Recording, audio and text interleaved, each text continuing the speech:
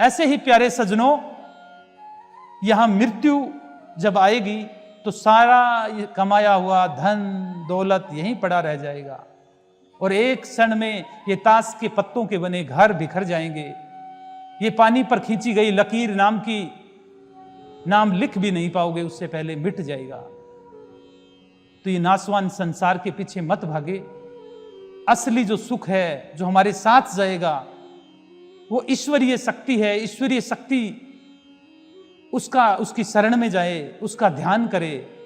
और जब हम मरते हैं, जो हमारी इच्छाएं रह जाती है, वो इच्छा ही दोबारा हमारा जन्म करवाती है।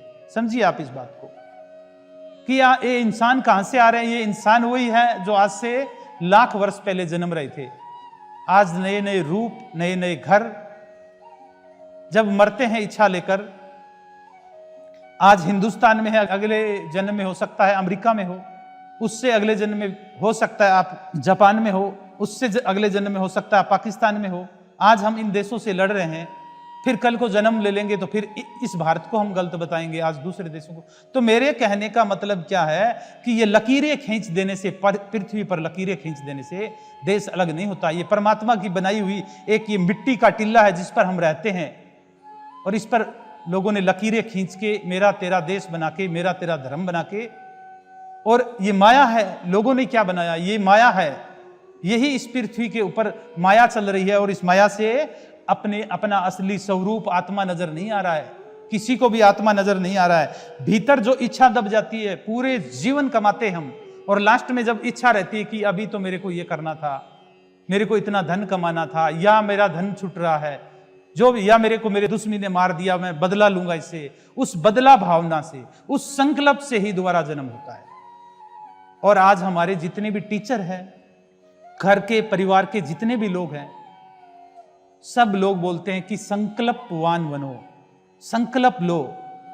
और भगवान बोलते हैं गीता में, कृष्ण, कि सब संकल्पों का त्यागी, जो सब संकल्प का त्याग कर देता है, वो ईश्वर को प्राप्त कर लेता है। और आज हमारे जितने भी टीचर हैं, बड़े हैं, घर के माँ बाप हैं, माँ बाप बोलते हैं कि बच्चे के अंदर संकल्पवान नहीं है, संकल्प शक्ति की कमी है। और भगवान बोलते हैं श्री कृष्ण कि संकल्पवान मत बनो, सर्व संकल्पों का त्यागी ही मुक्ति को प्राप्त होता है। जितने संकल्प लोगे उतने ही जन्म आगे से आगे होंगे। आज इस परिवार में हो, कल कोई और परिवार होगा, कल और बहन भाई होंगे, और माता पिता होंगे, और मित्र होंगे, और देश धर्म होगा। फिर ये इच्छाएं, फिर वहां पर जाके दौड़ने लग जाओगे।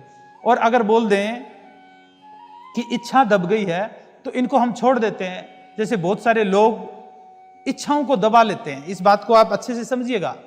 लोग इच्छाओं को दबा लेते हैं, यानी इंद्रियों को हठपूर्वक रोक देते हैं।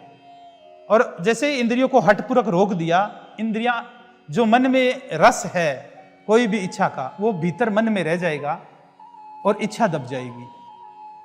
आज इच्छा दबा के कोई सन्यासी भी बन गया और पहाड़ों में भी चला जाता है।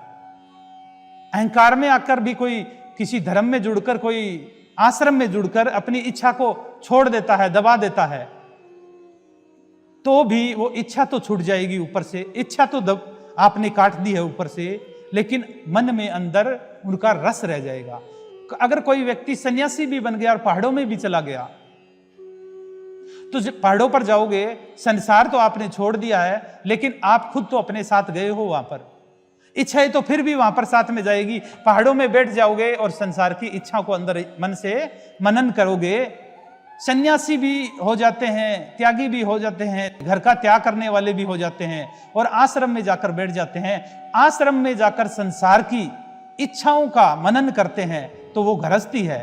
और गृहस्थ में रहता हुआ भी अगर कोई इच्छा ना करे और संसार का त्याग कर दे, सब चीजों का मोह कर दे, तो भी वो सन्यासी है। भगवान ने गीता में भी कहा है कि अग्नि का त्याग करने वाला कोई भी सन्यासी नहीं है। सन्यासी कौन है? संकल्पों का, विचारों का त्याग करने वाला सन्यासी और त्यागी है। अग्नि का त्याग करने वाला भी सन्यासी नहीं है। उस जमाने में जब भगवान ने अर्जुन को गीता में ज्ञान दिया था, उस टाइम में जो सन्यासी हुआ करते थे वो अग्नि का त्याग कर दिया करते थे। अब आप कहोगे ये क्या बात हुई, अग्नि का त्याग करने वाला सन्यासी कैसे बनते थे? यानी कहने का मतलब है कि वो अग्नि को अपने जीवन में अब आगे नहीं यूज करेगा। अब अग्नि यूज नहीं करेगा तो देखो, रात को वो जंगल में है, अग्नि नहीं जलाएगा तो प्रकाश नहीं है, अंधेरे में रहना पड़ेगा। अग्नि नहीं है तो खाना नहीं बना सकता, अग्नि नहीं है तो सर्दी लग रही है तो अग्नि बगैर वो सीख नहीं सकता। यानी कहने का मतलब क्या है, जिसने अग्नि छोड़ दी थी उसको सन्यासी कहा करते थे पहले।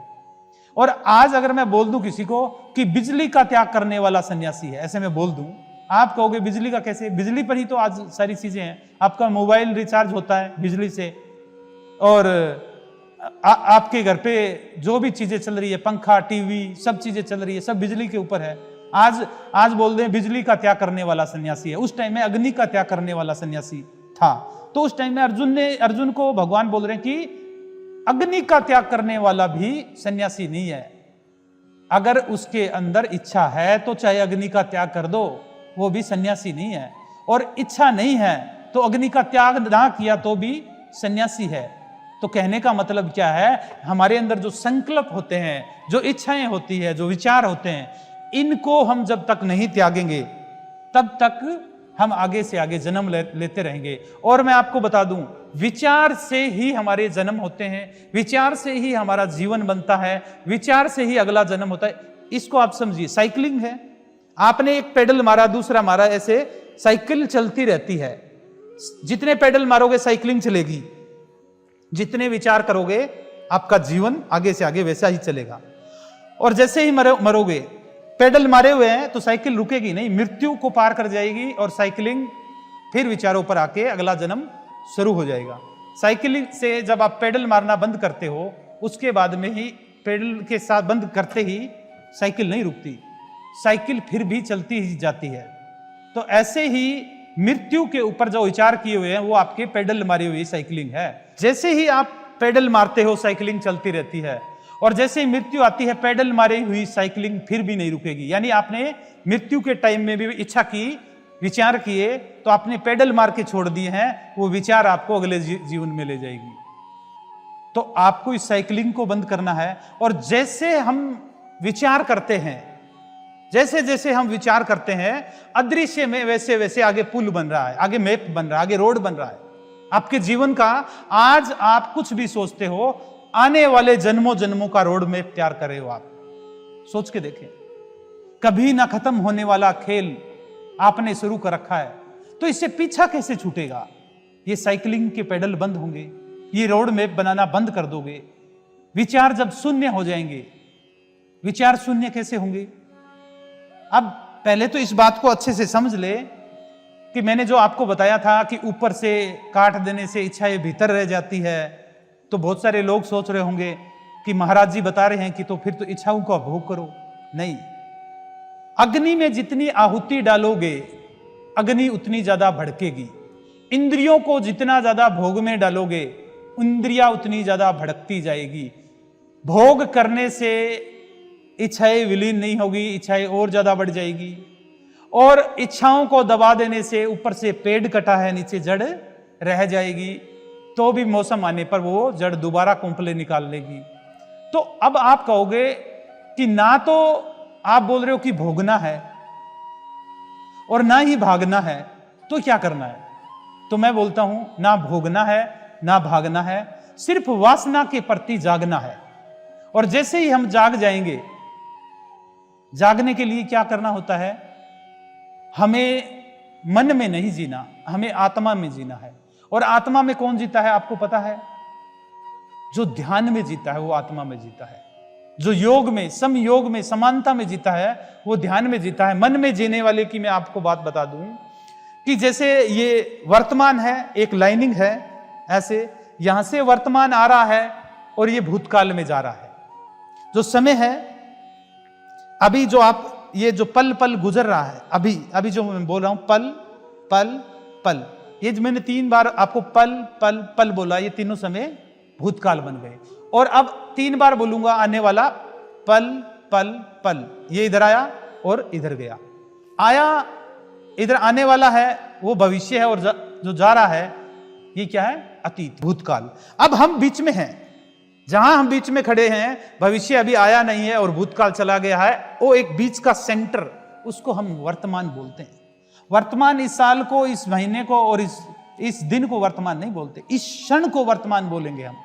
और इस क्षण में कौन रहेगा? इस क्षण के अंदर इस क्षण को कौन ढक लेता है? पूरे जीवन में कोई भी व्यक्ति, जैसे आज हम यहां पर हैं, यहां पर कोई नहीं रहता। आप वर्तमान पल में पूरे जीवन 70 साल में 1 साल भी नहीं रहते, मैं गारंटी देता हूं। कैसे? वर्तमान पल को या तो अतीत की यादें ढक लेती है, जो बीत चुका है उसकी यादें में ये वर्तमान पल निकलता रहता है, या भविष्य की तैयारियों में ये वर्तमान ढका रहता है। या तो अतीत की यादें या भविष्य की यादें इस वर्तमान के परत को ढक देती है। और ना अतीत रहे ना भविष्य रहे, दोनों से छूटा हुआ व्यक्ति आत्मा में जीता है, और वर्तमान और भविष्य में जीने वाला व्यक्ति मन में जीता है। भगवान श्री राम, भगवान श्री कृष्ण, बुद्ध, महावीर, नानक, कबीर, जम्बेश्वर, ये जितने भी महात्मा आए, ये मन में नहीं जीते थे, ये आत्मा में जीते थे। और जो वर्तमान में जीता है, इस क्षण में जीता है, वो आत्मा में जीता है। और इस क्षण में मरा हुआ व्यक्ति दोबारा जन्म नहीं लेगा। दोबारा जन्म लेने के लिए हमें विचार चाहिए, और हमने विचार दूर कर दिए, हम वर्तमान में खड़े हैं, और तो मरेंगे तो हमें मुक्ति मिलेगी। हमें जागना है। भगवान श्री कृष्ण गीता में भी कहते हैं कि अगर आप संसार का भोग भी करते हो और जाग कर करते हो तो भी वो भोग नहीं है, और आप निंद्रा में छोड़ चुके हो और उसको याद करते हो फिर भी वो छोड़ा हुआ नहीं है। जागना है आपको, वर्तमान में खड़े रहना है आपको। समझ रहे हैं आप? तो प्यारे सज्जनों, ये जो शरीर है ये मिट्टी का, यही रह जाएगा, और ये मन के अंदर जो इच्छा रहती है ये दूसरे शरीर में चली जाती है। और आत्मा का ज्ञान है, इसके लिए आपको ध्यान लगाना पड़ेगा। आत्मा कहाँ है, आत्मा के दर्शन कैसे होंगे? तो ये शरीर है, 5 इंद्रियों का बना हुआ ये शरीर है, इसके अंदर कुछ नहीं है, हड्डी है, मांस है, मलमूत्र है, एक कंकाल का झोंपड़ा है, इसको हमने गीले मांस से भर रखा है, और इसमें मलमूत्र बनाने का ये कारखाना है। मैं तो इतना ही बोलता हूं, ये शरीर जिसको लोग मैं बोलते हैं, और ये पल पल बदल रहा है, क्षण क्षण मृत्यु की तरफ जा रहा है। और इसके अंदर जो जीव बैठा हुआ है, मन है, वो आगे से आगे भोग के लिए आपको दौड़ा रहा है। और जब मन भी मर जाएगा, शरीर मर गया, मन मर गया, तो आपको आत्मा के दर्शन हो जाएंगे। और आत्मा के दर्शन करने के लिए मन के विचारों को शून्य करना पड़ेगा, और शून्य करने के लिए आपको ध्यान की गहराई में जाना पड़ेगा, ध्यान का अभ्यास करना पड़ेगा। तो ध्यान के अभ्यास के लिए मैं आपको कुछ मेडिटेशन बता रहा हूं, तो इसके लिए आप इन मेडिटेशन पर आइएगा। जय श्री कृष्ण। परम गुरु राधेश्याम जी से जुड़ी ऐसी ही जन कल्याणकारी वीडियो को देखने के लिए हमारे चैनल को सब्सक्राइब कीजिए, फॉलो कीजिए, लाइक कीजिए, और मानव जाति के कल्याण के लिए इस वीडियो को ज्यादा से ज्यादा शेयर कीजिए।